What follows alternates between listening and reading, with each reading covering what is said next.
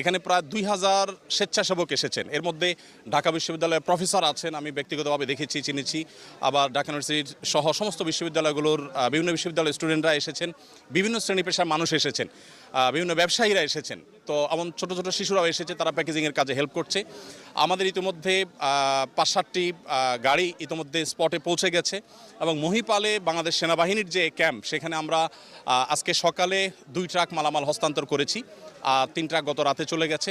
আজকে আমি নিজে ইনশাল্লাহ ঘণ্টাখানিক পর স্পটে যাব এবং আমার সাথে এখান থেকে আরও 5টা লরি আশা করি মাল যাবে এবং এভাবে রাতে আবার যাবে, আবার সকালে যাবে। আমরা 3টা লেয়ারে কাজ করি। প্রথমত শুকনা খাবার হিসাবে খেজুর, চিড়া, তারপর